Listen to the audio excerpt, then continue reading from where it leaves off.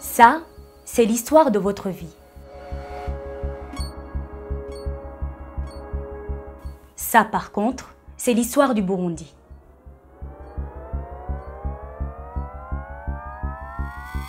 Depuis son indépendance, le Burundi n'a pas d'histoire officielle, ou du moins une histoire acceptée par tout le monde. D'ailleurs, l'histoire enseignée à l'école s'arrête à la chute de la monarchie, au-delà, rien du tout. Et même avant, ce n'est pas aussi simple. Mais alors, pourquoi est-il si difficile de parler de l'histoire du Burundi? Premièrement, le problème des sources. D'abord, notre société est de tradition orale. L'histoire ancienne a été transmise de bouche à oreille, de génération en génération, et le mythe a fini par se mélanger aux faits historiques. D'où la naissance de plusieurs théories à propos de notre histoire. Ensuite, il ne faut pas oublier le problème d'accès aux sources. Notre histoire, elle est nationale, mais elle dépasse le cadre des frontières nationales. Il y a pas mal de documents qui ne sont pas sur place, qui sont conservés ailleurs. Et même ce que nous avons ne sont pas bien organisés. On parle des services et des archives. Mais combien de Burundais, combien même de chercheurs ont visité les archives? Combien d'étudiants?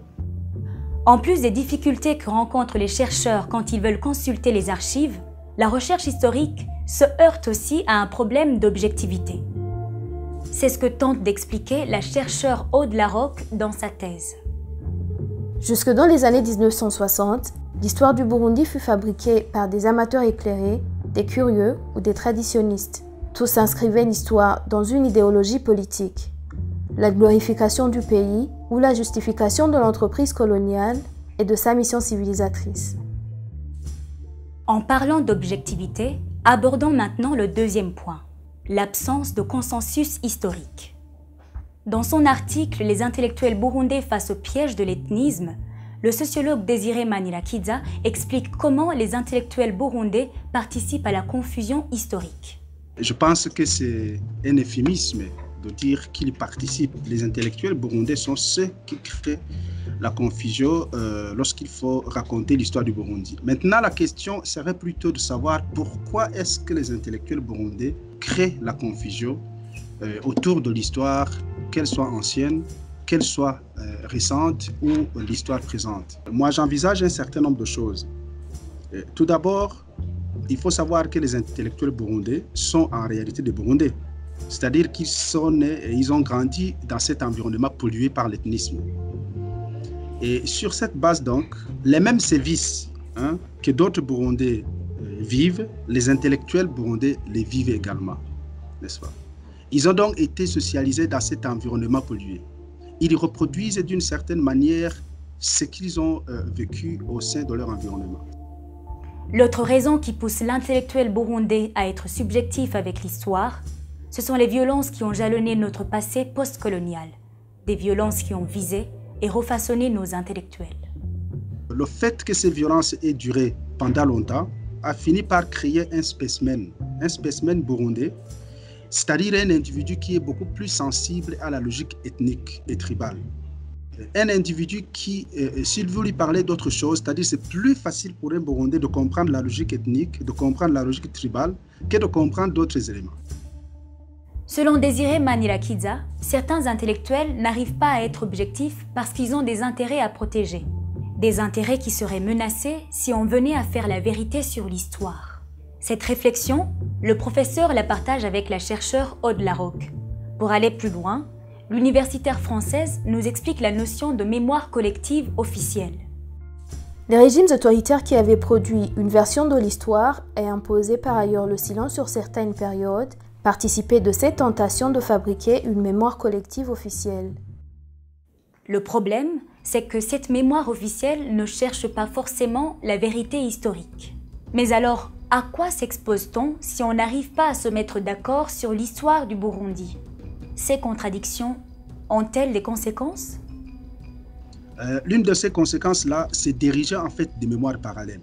Vous avez certainement eu le temps de le constater au Burundi, c'est que les moments historiques ou les dates historiques ne sont pas les mêmes pour les uns et pour les autres. Si vous faites une petite recherche au Burundi et que vous parcourez tout le Burundi et vous demandez aux Burundais de vous dire en fait les dates les plus symboliques et les plus historiques, vous allez vous rendre compte que ces dates diffèrent d'une population ou si vous voulez d'une ethnie à une autre. La deuxième conséquence, c'est évidemment la construction de mémoires ICRA. Ce sont des mémoires en fait qui filtrent ce qu'il y a lieu de dire ou d'admettre, n'est-ce pas? Et ce qu'il faut conserver dans son subconscient. Au Burundi, il y a des vérités qui ne doivent jamais être dites par des gens du même camp, n'est-ce pas? C'est-à-dire que dans l'imaginaire collectif des Hutus, il n'y a de tueurs que de Tutsis. Et dans l'imaginaire collectif des Tutsis, il n'y a de tueurs que de Hutus. La construction de ces deux mémoires va aboutir à l'existence d'une société polarisée. Une société polarisée qui n'a pas une conscience collective. Absolument aucun élément ne nous réunit. Aucun élément ne nous rassemble. Et c'est pour cela que vous voyez, même des choses les plus banales et des choses sur lesquelles on peut facilement avoir un consensus, ces choses-là n'existent pas. Parce qu'en fait, avant d'être burundais, le Burundais est d'abord Hutu, ou Tutsi, ou toi, en fonction, et ainsi de suite. Raconter l'histoire du Burundi, est-ce alors une mission impossible? Comment arriver à un consensus historique?